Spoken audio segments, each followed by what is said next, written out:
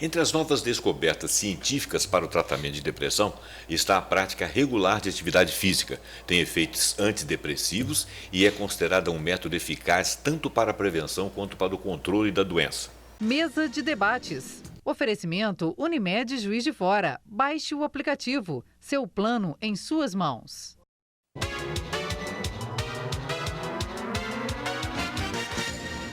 Olá, está no ar mais uma edição da Mesa de Debates aqui na TVE de Juiz de Fora. Eu sou José Roberto Abramo e nós estamos aqui todos os dias contando com a sua companhia. Gente, hoje nós vamos falar de atividade física contra a depressão. Estão aqui o meu amigo Vinícius Novaes, da Unimed, que é professor de Educação Física, especialista em gestão de saúde, e o Wesley Gouveia, o psicólogo, mestre e especialista em saúde mental. E desse lado aqui está o meu amigo Cirilo, né?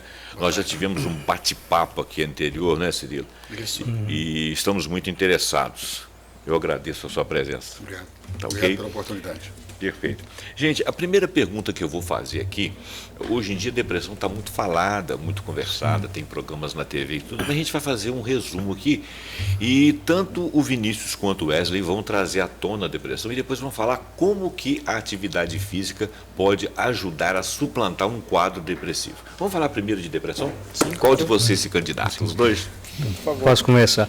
Bom, a depressão ela é considerada uma doença crônica, Certo. Né? Com alto índice de prevalência hoje, cada vez mais aumentando, né, no Brasil e no mundo. E ela também é caracterizada por uma baixa, né, no humor do sujeito, caracterizada por uma baixa vontade de fazer suas atividades, né, de ter prazeres na vida, né, questões desse tipo. E ela pode ser também desenvolvida assim, em 3 estágios, né, atualmente. Né, tem depressões de caso leve, de caso moderado, né, e de casos graves.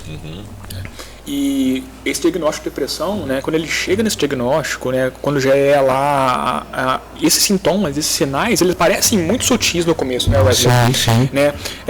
Uma falta de perspectiva, uma pessoa que era muito alegre, muito comunicativa, ela passa a se isolar, é uma tristeza mais prevalente, mais profunda, mudança de comportamento, isso perda de prazer, perda de prazer, ele tinha um prazer em sair com os amigos, ele tinha uma vida social, isso começa a mudar. Né, uma ansiedade, uma depressão, uma falta de perspectiva. Então, esses sinais e sintomas, eles começam muito simples no começo. E o funcionamento, né, do sujeito, ele vai se restringindo cada vez mais. Né?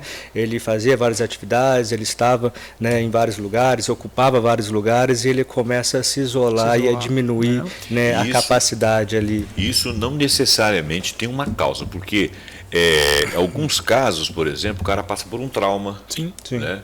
Sei que encontrou o emprego da vida dele e de repente, por uma intriga qualquer, ele perde o emprego. Dá para você entender uma depressão. Mas tem pessoas que estão no melhor momento da vida dele. Né? E pessoas que, inclusive, têm atividades, por exemplo, o caso do padre.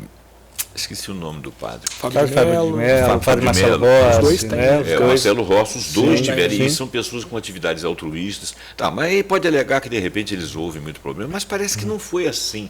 A coisa começou meio que aleatoriamente. Então eu acho que pode ter um motivo físico, como pode não ter. Nós estamos conversando aqui sobre a questão da serotonina, dopamina e da endorfina. Eu queria que os dois falassem sobre isso, mas nós até chegamos a uma conclusão aqui anterior, né? E passa essa conclusão aí para o nosso público. Nós falamos desses hormônios, né? Parece que todos os acometidos da depressão têm depressão nesses hormônios. Nós não temos certeza disso. Não é justamente uma causa-efeito, mas é percebido em exames que esses 3 hormônios, que são responsáveis por prazer, bem-estar, analgesia, né, aquela sensação de dever cumprido, de estar bem, satisfação, né, eles são percebidos em menor quantidade. Não só nas áreas que consomem, na parte cerebral, no hipocampo, questão de humor, mas também na produção dele. Sim. Então existe realmente uma relação, não é causa e efeito, mas em casos depressivos percebe-se sim. Não sabe se a causa veio deles. Isso, mas percebe-se. É sabido que existe uma alteração química cerebral ali, relacionada a esses neurotransmissores, exatamente. Entendi. Pode ser, pode ser que ele tenha mesmo a produção daquele hormônio, mas que ele não chegue ao local específico, a produção daquele hormônio e a utilização dele não chega ao local específico. Então isso realmente tem a ver, sim. Exatamente. O que a gente trabalha, né, numa perspectiva que o sujeito ele é complexo, né? Ele é biológico, ele é psíquico, ele é social, né? Então assim, a gente trabalha com os fatores de risco, situações que podem sim desencadear um quadro de depressão, né? Que podem levar, né, ao desenvolvimento desse quadro de depressão em seus diversos estágios, né? Então são alguns fatores de risco que podem estar ali também intervindo e causando essa doença. Wesley, essa questão da depressão é muito complicada, porque nos Estados Unidos tem a Associação de Prevenção de Suicídios de Universitários Americanos. São 5.000 casos por ano. E o Brasil é vice-campeão mundial de depressão e campeão mundial de transtornos de ansiedade. E quando vocês estão falando aí, logicamente que a atividade física, gerando esses hormônios, tudo é importante. Mas isso aí é um dos complementos, é uma das chaves. Sim. Porque existe um gerontólogo, ele chama-se Roberto Ashley, ligado à Universidade da Pensilvânia, e ele trabalhou muito bem essa tríade. Ele trabalha a questão do físico, a atividade física, ela é fundamental por esse aspecto. Mas também não pode se descuidar da alimentação, né? Não pode descuidar também da espiritualidade. A espiritualidade envolvendo também a questão de relacionamentos. Né? Como é que vocês encaram essa questão do cuidar do corpo, da mente e do espírito, de uma maneira bem assim, mais tranquila, mostrando o nosso público que, às vezes, se a pessoa hoje ela se fecha no quarto, né? E ela está lá, fica uma semana, não significa que ela está com depressão. Ela pode estar com algum probleminha, né? Agora, se ela se a autoestima dela fica baixa, ela deixa de tomar banho, ela não se importa com a aparência, ela não faz. Você poderia assim, enumerar para a gente alguns desses sintomas que vocês falassem, existem alguns sinais, né? Enumerar alguns sinais assim e colocar o posicionamento de vocês na tríade corpo, mente e espírito, que eu acho que é muito interessante. Pelo que eu percebi, o Vinícius, a Unimed, que vocês representam, ela com você trabalhando na atividade física, principalmente para pessoas que têm acima de 60 anos, que a depressão hoje ela atinge a toda a faixa etária. Mas as pessoas acima de 60 anos, elas estão muito mais vulneráveis, porque muitos são aposentados e coisas. Vocês trabalham a prevenção, e o seu caso é quando o processo já está instalado. O tratamento. Então eu queria saber assim, a opinião de vocês assim, sobre essa tríade e quais os sintomas que vocês poderiam colocar de maneira bem direta para que as pessoas entendam e passem a observar.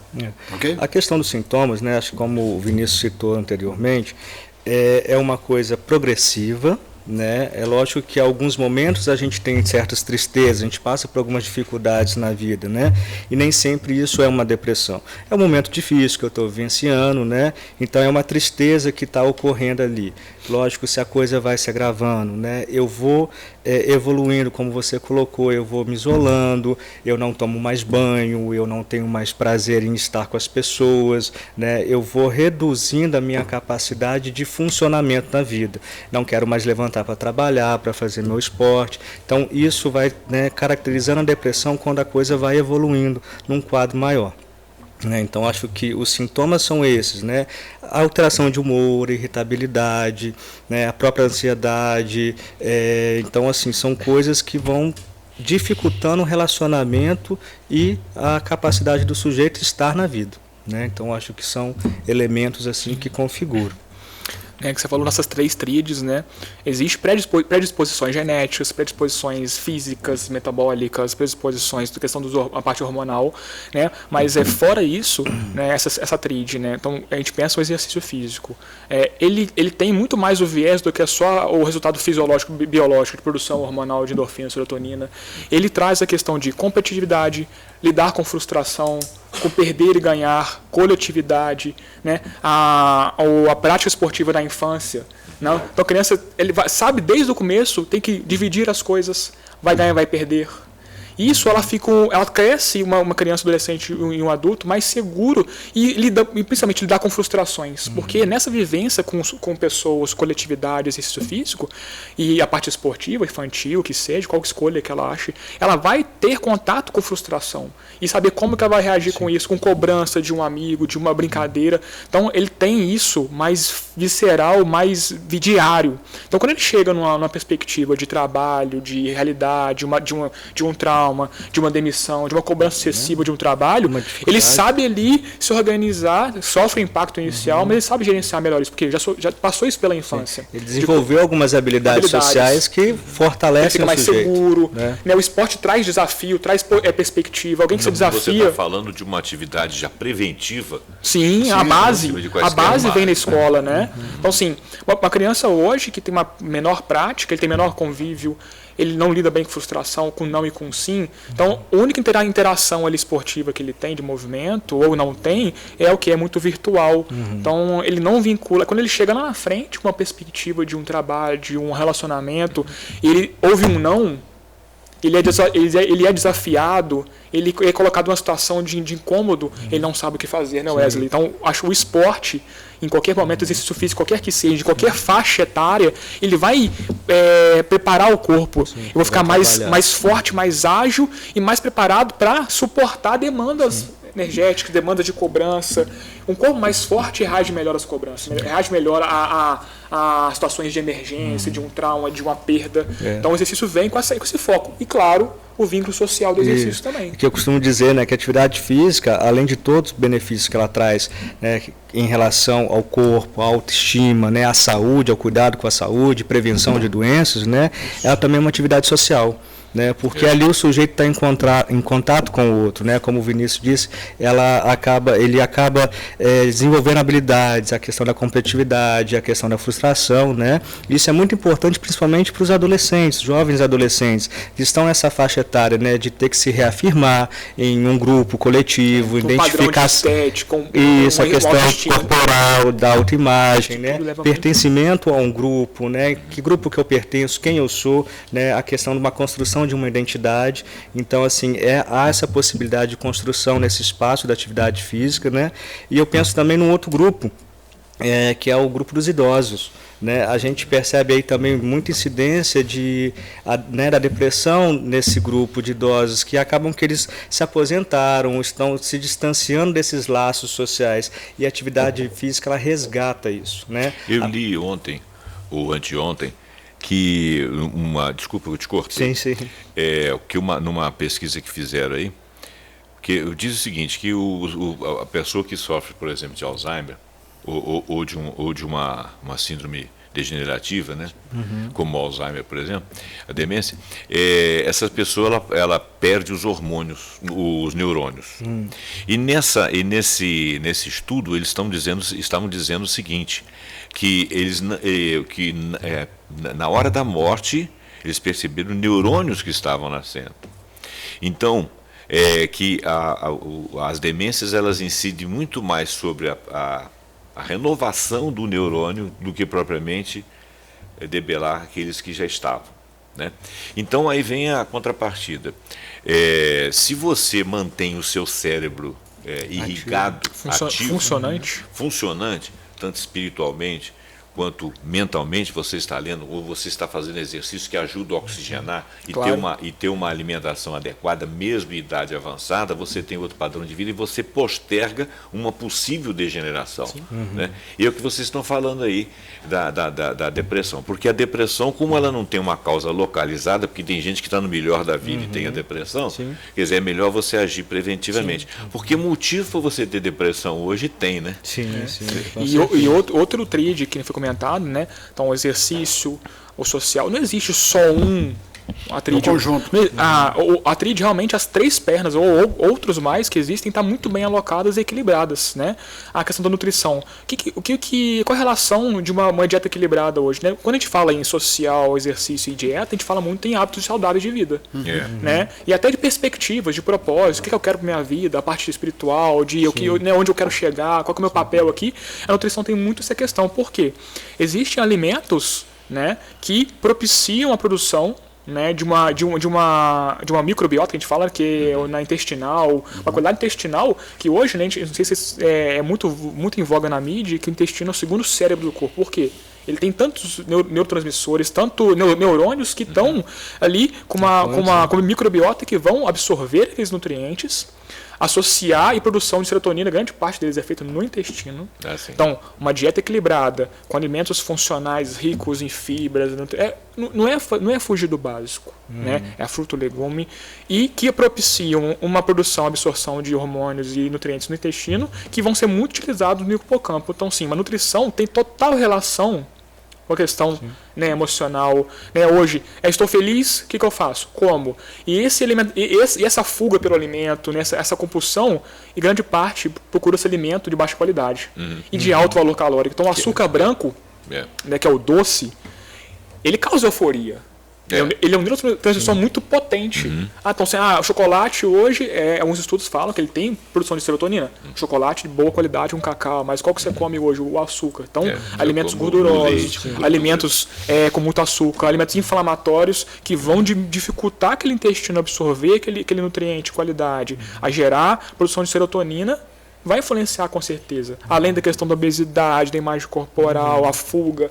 Então, o alimento hoje é visto muito mais do que só nutrição. Ele tem a questão do amor, do carinho social. Você encontra com pessoas. Né? O preparo, você vincula um alimento com amor, com a sua mãe. Você entrega para o outro, que você está, né, de certa forma, colocando para dentro do seu corpo. Comer é social. Nós vivemos numa luta, né? Você vê que nós vivemos o tempo todo em processamento e processamento. Os alimentos são processados, as coisas chegam até nós processadas. É a praticidade, e nós estamos, a praticidade. E nós estamos lutando pela naturalidade e estamos descobrindo que cada vez mais, quanto mais naturais, mais saudáveis somos. Né? A gente luta por uma vida espiritual mais sadia, mas também aquela pessoa com aquela quantidade de dogma e parece que torna a coisa mais pesada. Realmente nós somos um empate. Né? Eu encho o meu dia de tantos processos que eu tenho que entregar para as pessoas. Né? Claro, né, o trabalho, eu ter uma função, eu ter uma perspectiva de crescimento da empresa, de entregar produtos, de entregar demandas para o meu chefe. Eu fico tanto na entrega de demandas que eu esqueço que eu tenho que ter o meu tempo, a minha hora de fazer nada, a minha hora de dedicar a uma leitura, né? O meu ócio criativo. Isso o jovem hoje acaba de formar, cai no mercado de trabalho que ele quer produzir. Ele esquece da saúde dele, ele esquece de comer direito, ele esquece do exercício, esquece vínculo social. Quando ele vai perceber algum sintoma, alguma questão, está muito lá na frente já. Ô, Vinícius, só para você ter uma ideia, eu sou coautor de um livro que chama-se Liberte Seu Poder 360 Graus. Ele está indo para a 2ª edição. E a tese que eu levantei é com aposentados. Eu peguei o exemplo da Sociedade Inglesa de Psicologia. Ela acompanhou 1.000 idosos durante 15 anos. E esses grupos ele dividiu em 500. 500, eles tiveram atividades como música, língua estrangeira, e tinham festas que se reuniam. E os outros 500 levaram a vida do jeito que eles quiseram. O que aconteceu? Esse grupo de 500 que teve uma orientação, no sentido de alimentação, atividade... Hábitos saudáveis. A propensão a ter Alzheimer, ela foi 2,5 vezes menor do que o outro grupo. Isso vem a provar que realmente, assim, essa questão de não planejar um momento futuro, principalmente sobre os idosos, ela pode levar ao processo depressivo, porque de uma hora para outra, o que acontece? Às vezes o cara é muito poderoso, isso assim, eu citaria até o nome de 2 padres que eu não vou falar, mas, por exemplo, o exemplo que eu gosto é do Robin Williams. Robin Williams foi um ator riquíssimo, tal. Aí, depois de muito tempo, ele suicidou, vocês sabem disso, e ele era depressivo.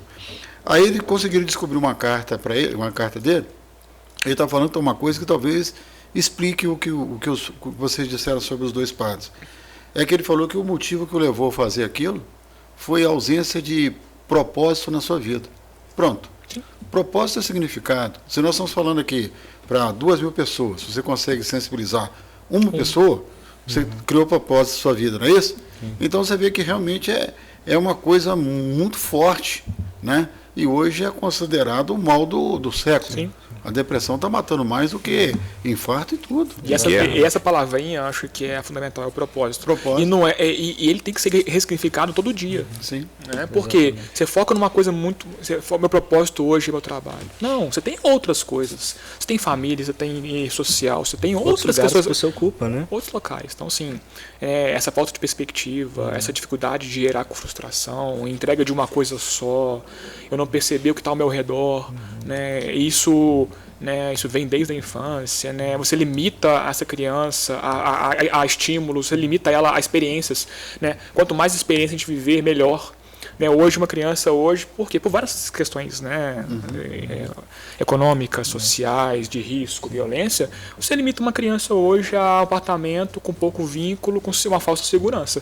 Então, você não propõe a ela experiências diferentes. As experiências vão criar justamente, eu quero fazer isso porque aquela experiência que eu tive foi muito benéfica, então meu propósito vai ser baseado naquilo que eu vivi. Sim. A gente não tem isso, a gente não tem muita Quando história. você coloca a questão desse estudo de grupos que tinham algum propósito, ou que tinham cuidados específicos ali, e acho que uma coisa importantíssima que perpassa isso é a questão das relações. Exatamente. Né? A gente vive hoje numa sociedade, a gente está falando aqui, de cada vez mais demandas, cada vez mais responsabilidades, cada vez mais ocupações, mas e o cuidado com os meus pares, com os lugares que eu ocupo, com as relações que eu tenho, como é que isso tem acontecido? Porque o sujeito, quando ele chega num estado máximo aí da depressão, onde pensa em tirar a própria vida, é porque esse vínculo já está fraco. Ele já não encontra mais um lugar ali, lógico que tem um agravamento da doença, mas ele não encontra um lugar desse acolhimento, um lugar onde o outro se preocupa, onde há essa questão social, essa questão mesmo do par dele. Olha para você ver que coisa interessante, o que vocês estão fazendo é trabalhar a prevenção antes de chegar em você. Agora isso aí previne o absenteísmo, ausências de trabalho, demissões, que todas as empresas, a Unimed está de parabéns, eu sei que o plano e o Dr. Gesso tem essa visão de humanização da medicina, mas se as empresas tivessem essa preocupação com a ginástica laboral, uma pessoa de vez em quando vai aparecer lá e bater e ouvir as pessoas, incentivar essa rotina, muita coisa que está acontecendo hoje no mercado de trabalho seria minimizado. Parabéns à Unimed, parabéns pelo trabalho que vocês estão fazendo. Aliás, eu até, já que você falou uma prevenção, a Unimed, ela liga para a minha casa, quer saber como é que eu estou passando. Aí teve um dia que a moça virou e falou assim, que o idoso e tal, pessoal, nós temos um problema aí, porque eu não sou idoso. Eu sou velho, mas eu não sou idoso. Não, sou não é velho, não. Velho eu não sou idoso. Idoso para mim é a partir de 75 anos. Eu tenho 60, na época eu tinha 61, eu acho, então eu sou velho. Mas não sou idoso. Aí eu falei bem de mim pra caramba. Falei, eu tô muito bem, estou subindo escada de 2 em 2 e tal. Mas olha só uma coisa engraçada aqui. Eu acho que, com a contribuição aqui do meu amigo Cirilo, eu acho que a gente pode tirar um resumo aqui do programa, E eu me preocupo muito quando a gente vem com uma proposta e com uma ideia, se a gente está sabendo avaliar a situação que nós vivemos. E o tempo todo aqui, nós todos falamos dessa avaliação. A depressão existe, é o mal do século, motivos para ter deprimidos por desencanto nós temos, questões espirituais, questões de trabalho, questões de convivência, questão de perspectiva de mundo, questão de perspectivas geopolíticas até, aquela ideia de fim de mundo que acompanha a gente, os filmes da TV que sempre nos colocam uma coisa catastrófica no nosso futuro. A própria mídia que impõe padrões, impõe rotinas, impõe rótulos, algoritmos que nos fazem bater toda hora num determinado lugar, que nós estamos sempre enriquecendo as empresas, porque nós estamos sempre trazendo coisas dessas empresas para nós. E o que é mais interessante, não que eu tenha algo contra isso, eu não tenho nada contra vender, ter lucro, só que é a demasia. Falta tempo para você respirar o ar puro, falta tempo para você ler um livro descompromissadamente, um romance, por exemplo. Falta tempo para você, Falta tempo para você, falta tempo para você fazer uma atividade física. O ócio criativo, o tempo de não querer fazer nada. Domênico de Másio. Não é? Domênico demais. Sim. Aquilo que se adequa a você, uma dança, por exemplo, né? De repente você não quer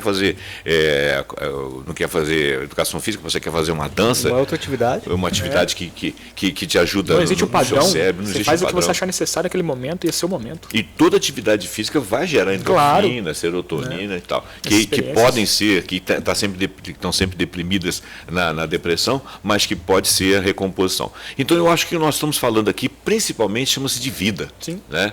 Depressão versus vida. Se a gente tem vida, a gente tem Eu até menos complemento depressão. um pouquinho hábitos de vidas, né? Então, assim, Hábitos a gente de deixa vida. de viver a nossa vida para viver a vida do outro, a vida de um padrão, né? E aí, quando a gente se toca, ou não se toca, né? Às vezes nem fica isso tão consciente, a gente está na ponta do processo já, né? E acho que o objetivo de falar, de estar aqui um professor, estar aqui um psicólogo, de eu comentar sobre nutrição, de equipe multidisciplinar, porque a gente tem que desvincular também, né? O médico psiquiatra ele é fundamental no processo de diagnóstico, de acompanhamento. A medicação, em certos momentos, como o Wesley falou, é fundamental. Isso acontece. Essa pessoa, ela passa por vários trabalhos, vários profissionais, vários colegas de trabalho, ele dá sinais em vários momentos da vida. A gente percebe isso ou não. Então, qual que é o papel de um professor na academia que percebe isso, um professor no colégio que percebe uma criança ali isolada? Qual que é o papel de um técnico de enfermagem numa clínica de idoso que percebe uma questão, um psicólogo, a nutricionista no consultório? Esses sinais vão acontecer. Então, sim, é mesmo um alerta. Esse profissional de saúde, que fala realmente sobre saúde, ele tem que estar muito atento a isso. Claro. Como é que ele encaminha? O que ele tem que falar sobre isso? Qual que é o papel dele sobre isso? Por quê? Porque quando chega lá na ponta, claro, tratamento é mais difícil, é mais complexo. Vamos cuidar da saúde para não ter que cuidar da Então, doença. mesmo alerta. promoção da saúde, né? A equipe profissional, multiprofissional, tem que se falar, tem que se tem que conectar. A gente é muito distante. Né? E um exemplo do Unimed justamente é esse. A gente tem uma equipe que tenta conversar, se alinha em relação ao quadro. Né? Eu, como prevenção, eu vou numa empresa e falo sobre prevenção. A minha equipe traz esse fator de risco, trabalha o fator de risco, para evitar que chegue na ponta, mas a ponta tem sua função fundamental de tratamento. E ao mesmo tempo a gente, né, conversa com o outro, diz, né, como é que está aquele processo. O tratamento e a prevenção né? Tá muito, muito ligados e assim, né, para não ficar focado só numa coisa, né, a psiquiatria, a medicação, não, é fundamental, mas a equipe multi tem muito peso em relação. A gente responde tão quanto o médico, tão quanto em relação a isso. A gente faz parte desse processo de cuidar de saúde. É muito interessante, mas eu gostaria que o Wesley lesse o que está escrito na sua camisa. Ó. Várias cabeças pensam melhor do que duas. Não foi de propósito, mas foi de propósito. Mas justamente isso, né? É a visão de cada um. Né? A equipe se completa, a visão de cada um. A visão do Wesley completa a minha visão, a nutrição completa a minha visão, enfermeiro, técnico, médico. Peraí, né? O ser humano ele não é unilateral, ele é multifatorial. Então tudo, né? E até porque a saúde tem essa característica de que o sujeito ele vai utilizar conforme a necessidade e conforme o tempo ali, mas é algo que varia, né? Hoje eu estou num quadro mais profundo de determinado transtorno, seja depressão, qualquer outro. Então hoje eu preciso de tais cuidados. Amanhã um sujeito que chegou para mim, né, olha, Vinícius, recebe aí, faz a manutenção, acompanha, né? Então é essa coisa mesmo da integralidade. É uma rede, a rede tem que se comunicar. Beleza. E é muito falha ainda entre a gente. A gente tem que reforçar muito isso com a equipe multidisciplinar. Mas eu estou sentindo aí que vocês estão empenhados, né? Opa, com certeza. A Unimed está patrocinando isso aí, está permitindo que vocês trabalhem desse jeito, é um plano dela, mas vocês estão empenhados, sim, né? Sim. E eu acho que o saldo, né, da nossa discussão aqui é o seguinte: cuidar da vida para que não tenha que cuidar da doença, né? Verdade. Ter o seu tempo, evitar a depressão. A depressão tem múltiplos casos, nós não estamos falando especificamente de depressão, mas nós estamos falando de uma coisa muito importante: atividade física no combate a qualquer tipo de depressão, qualquer tipo de problema, qualquer tipo de tristeza, é sempre bom. Não é isso? Então eu vou agradecer aqui ao Vinícius e ao Wesley. Tá? Foi um prazer incomensurável conversar com vocês. Queria continuar conversando porque eu percebi que eu ia aprender muito. Muito obrigado aqui a participação do Wilson Cirilo. Obrigado pela oportunidade. É uma pessoa que vem para cá sempre muito estudada, também traz bastante coisa interessante para a gente discutir, né, Cirilo? E eu quero agradecer também a você que ficou conosco até agora, até aqui, e quero te pedir para que você curta, compartilhe e se inscreva no nosso canal, ativando o sininho para que você seja avisado sempre que tiver um vídeo novo, e até o próximo vídeo.